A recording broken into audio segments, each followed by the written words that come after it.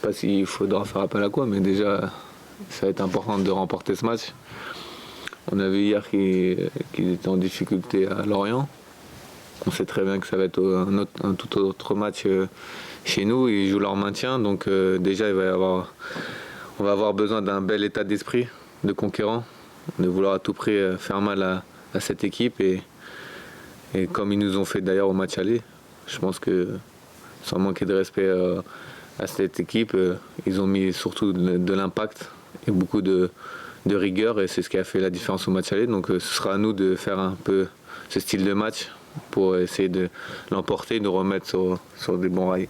Il faut un énième sursaut d'orgueil après une telle défaite. Ouais, on a l'habitude. Moi j'ai l'habitude de vous voir après ces genres de défaites. Ouais, il va falloir. De toute façon, on n'a pas le choix. On sait que c'est une année compliquée de transition. Il y a des choses qui ont été faites au club.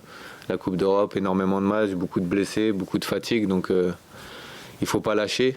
On ne va pas baisser les bras. Il faut rester là. Et on sait que si on gagne, on a encore une chance de pouvoir remonter au classement. Quand tu dis c'est une saison de transition, vous vous êtes mis dans la tête que c'était ça et pas autre chose? Forcément qu'on aimerait autre chose, mais aujourd'hui on a notre place, je pense, avec tout ce qui s'est passé, on a notre place et il faut se battre pour essayer de faire mieux, c'est tout.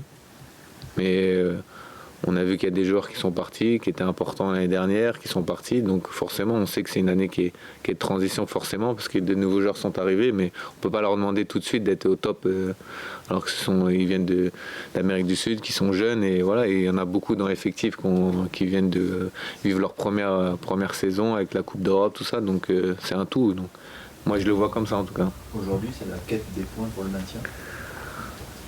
On a la marge quand même. On va pas paniquer, il y a des équipes qui se battent pour ça, mais c'est vrai que gagner le plus vite possible serait très bien pour nous et nous mettre à l'abri de ce genre de pensée. Sur cette semaine, tu as senti qu'il y avait un état d'esprit pour aller gagner? En fait, chaque semaine, heureusement, parce que sinon ce serait grave, mais même avant Reims, on a très très bien travaillé, et depuis qu'on est repassé à un match par semaine, on travaille très bien. Après, ce qui manque, c'est de le retranscrire en match.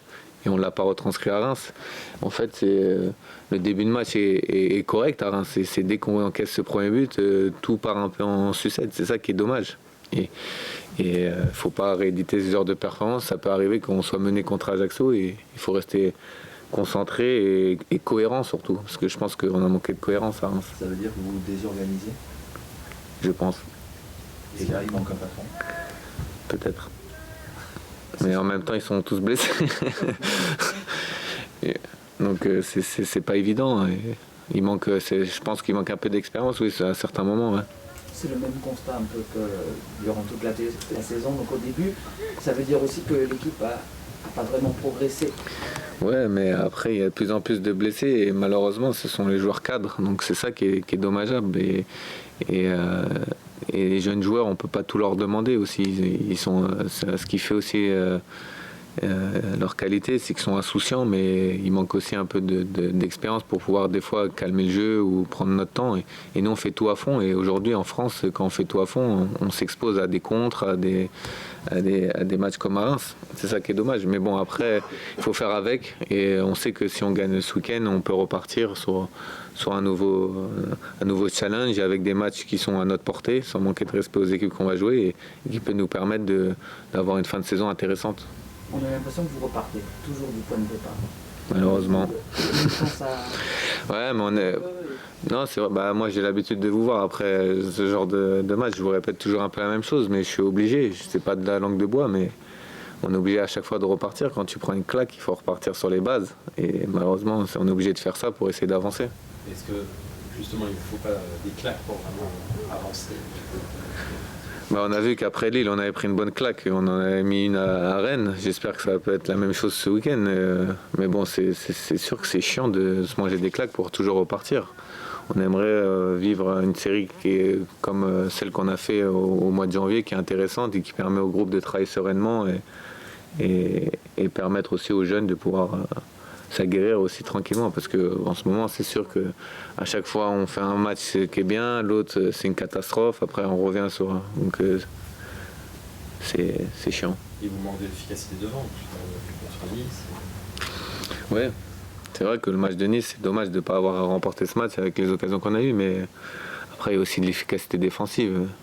peut pas non plus tout le temps se créer énormément d'occasions, marquer tous les matchs, même à l'extérieur, et prendre 4 buts à chaque fois. C'est pas non plus normal.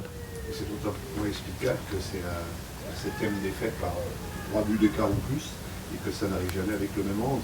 Les gens ne peuvent pas être incriminables sur toutes les défaites. Oh, mais j'ai incriminé personne sur les. C'est pas mon genre. Non, mais c'est un collectif. C'est pas, on cible pas une personne en particulier, c'est le collectif. C'est faire les efforts ensemble.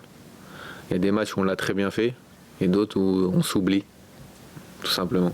Il y a des matchs références, Monaco, on peut parler de matchs références ici. Oui, il y a des beaux matchs, mais comme j'ai dit, il faut être régulier dans un championnat pour être en haut. C'est ça qui fait la différence de toute façon.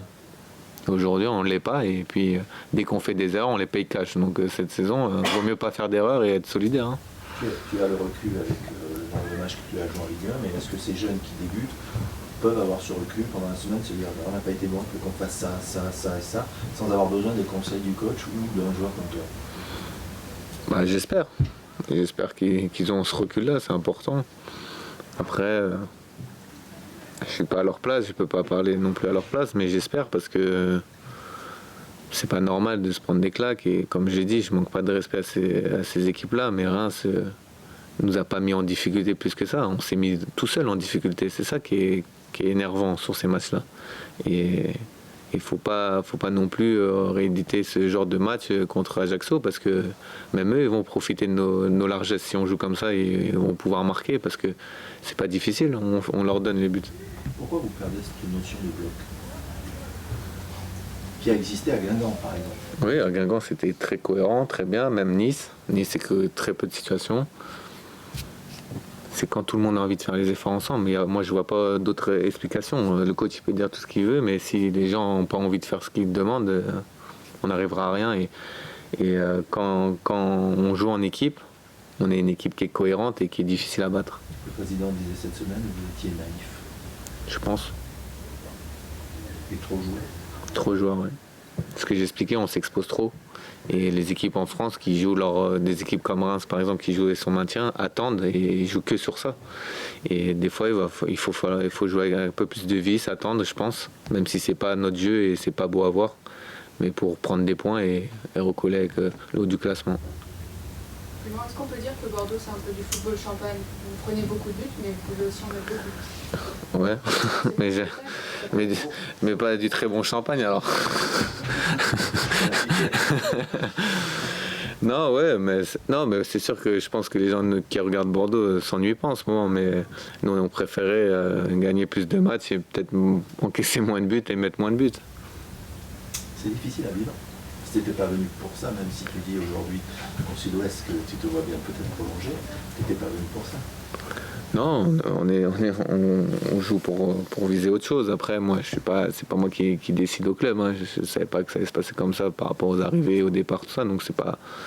Mais bon, il y a de la qualité et on sait qu'on pouvait faire mieux. Et quand on voit le championnat qui est serré, c'est qu'il y a moyen de faire quelque chose. Après, c'est sûr que c'est chiant de rentrer le week-end, de prendre des tôles et de repartir à chaque fois. Hein. Ça fait mal.